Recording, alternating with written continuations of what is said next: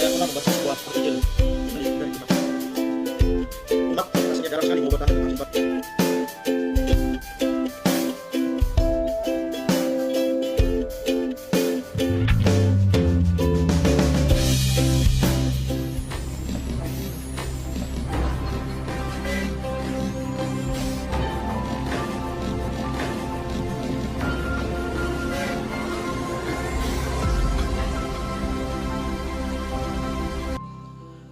Saya pernah membaca sebuah artikel yang ditulis oleh seorang frater namanya Jopi Susanto. Artikel itu dimuat di majalah Seminari Tinggi Santo Petrus. Nama majalah itu Rita. Judul artikelnya itu adalah Pristometer. Saya mencoba mencari di Google dan juga di kamus apa artinya Pristometer ini, tetapi saya tidak menemukan. Rupanya ini adalah sebuah istilah atau sebuah analogi yang digunakan oleh frater itu untuk melukiskan relasi tentang para imam dengan umat. Pristometer itu berasal dari dua kata, dari kata priest dan meter.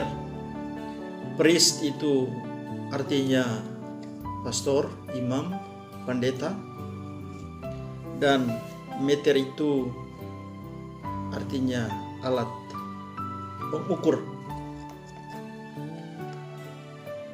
Pembuat dan pemakai Pristometer ini adalah umat manusia. Pristometer ini sering difungsikan sebagai alat penunjuk arah untuk kehidupan manusia. Semua aspek kehidupan manusia akan dinilai atau diukur dengan Pristometer. Maka Pristometer menjadi alat penentu bagi kehidupan manusia itu sendiri.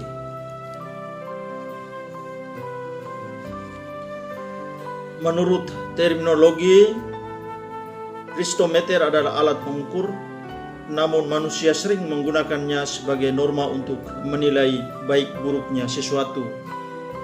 Bahkan lebih dari itu, untuk sekarang ini, saat ini, zaman now boleh dikatakan, Pristometer mempunyai multifungsi sesuai dengan keinginan dan kemauan si pemakai.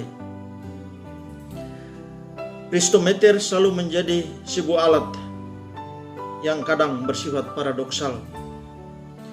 Manusia atau si pemakai selalu memuji, mengagung-agungkan apabila alat ini memberikan sesuatu hasil sesuai harapan. Namun apabila Pristometer ini mengecewakan, misalnya kualitasnya kurang bermutu, usianya sudah tua, atau bahannya sedikit mulai rusak-rusak, bengkok-bengkok, agak lapuk-lapuk sedikit, maka si pemakai akan selalu mempersalahkan alat ini, Pristometer ini, dan jarang mereka berjuang untuk memperbaikinya. Kalaupun ada, ya syukur. Jopi Susanto menggambarkan Pristometer ini sebagai imam, pastor atau pendeta. Mereka adalah orang-orang yang dipanggil di tengah-tengah umat dan suatu saat akan diutus kembali di tengah-tengah umat juga. Dan umat selalu menganggap mereka adalah pribadi yang mempunyai sesuatu yang lebih dari umat yang lain, umat awam. Oleh karena itu, umat akan selalu memakai dalam tanda petik imam atau pendeta sebagai alat pengukur bagi kehidupan mereka. Umat akan memfungsikan mereka sebagai kriteria penilaian hidup moral, agama, dan lain sebagainya. Mungkin sebagai pengalaman, sering juga kita alami bahwa umat selalu berkonsultasi kepada kita tentang banyak hal, kadang tidak sesuai dengan disiplin ilmu yang kita miliki, dan kadang kita tidak sanggup untuk memberikan solusi. Tetapi bagi mereka, imam itu tahu segalanya. Maka ketika mereka berkonsultasi tentang sesuatu yang tidak kita mampu untuk menjawab, ya kita hanya mengatakan, kita bawakan dalam doa, dan Roh Kudus yang bisa mampu untuk menjawab itu semua. Pandangan umat menempatkan imam atau pendeta sebagai alat pengukur ini membawa sebuah konsekuensi tersendiri. Ya, konsekuensi boleh dikatakan sangat berat di dalam kehidupan para imam atau para pendeta itu sendiri. Umat menempatkan diri sebagai juri yang mengamati dan menilai. Umat juga akan memposisikan diri sebagai penonton yang selalu menang dalam setiap pertandingan. Sedangkan imam atau pendeta yang terlibat langsung di dalam medan laga sering menjadi orang yang menang dan sekaligus kalah dalam segala hal. Hanya disayangkan bahwa umat sebagai pencipta, pemakai, penilai, dan penonton akan kristometer ini selalu melihat secara subjektif. Artinya umat selalu menghendaki imam atau pendeta harus berbuat dan menghasilkan sesuatu sesuai dengan harapan umat. Umat agak jarang mau melihat secara objektif akan keberadaan dan kemampuan imam atau pendeta yang hidup dan ada bersama mereka itu. Akhirnya imam atau para pendeta atau para petugas pastoral lain boleh dikatakan menjadi pribadi-pribadi yang paradoksal. Mereka akan menjadi pribadi yang dihormati sekaligus dilecehkan, diagungkan sekaligus dihina, dicintai sekaligus dibenci. Umat menghargai, menghormati, mencintai, dan mengagungkan mereka apabila mereka mampu memenuhi harapan dan aspirasi umat. Mereka menjadi bahan olokan, penghinaan, pelecehan, kebencian, dan sebagainya apabila mereka mempunyai aib atau kekurangan atau kelemahan di dalam diri mereka. Mereka akan menjadi bahan gosip yang paling empuk untuk didiskusikan.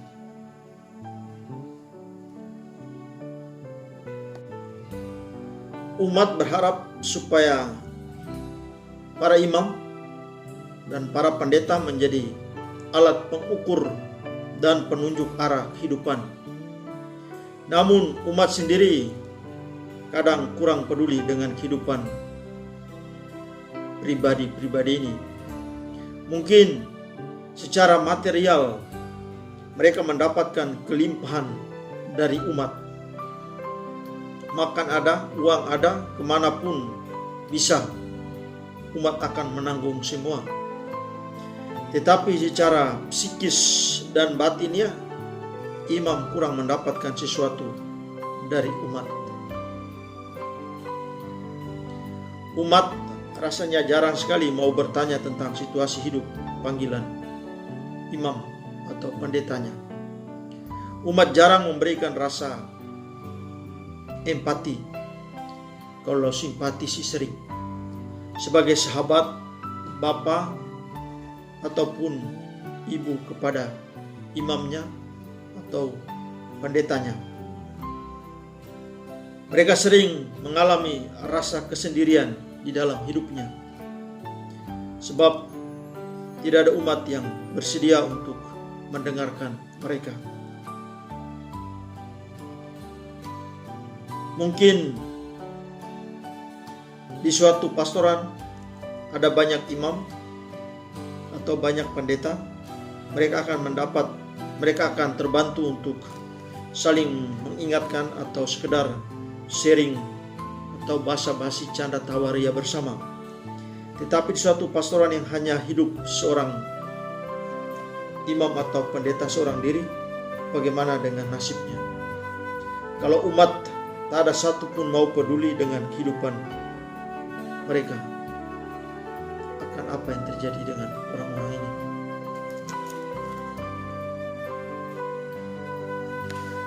Umat boleh menggambarkan orang-orang yang saya sebutkan tadi itu sebagai alat ukur, dan hal ini tidak dilarang. Bahkan mereka harus merelakan diri sebagai alat pengukur bagi umat. Tetapi di satu pihak umat juga harus menyadari untuk memelihara dan merawat mereka. Sebagai alat ukur ini, mungkin hanya senyum tegur sapa dari umat sudah sangat berharga bagi orang-orang ini. Bukan terutama soal hal material. Mereka dipanggil dari umat dan akan kembali kepada umat. Mereka tidak mempunyai apa-apa, hanya umat adalah sebagai harta mereka. Oleh karena itu, saudara-saudari, umat dan orang-orang terpanggil ini hendaknya bersatu hati, berkomunio satu sama lain untuk membagi kasih bersama, suka duka bersama, satu hati, satu iman, bergandengan tangan untuk mewartakan misi Kristus, saling mendukung satu sama lain. Itulah yang paling penting. Itulah Kristometer yang sesungguhnya seperti itu. Baik alatnya maupun si pemakai harus sama-sama merawat.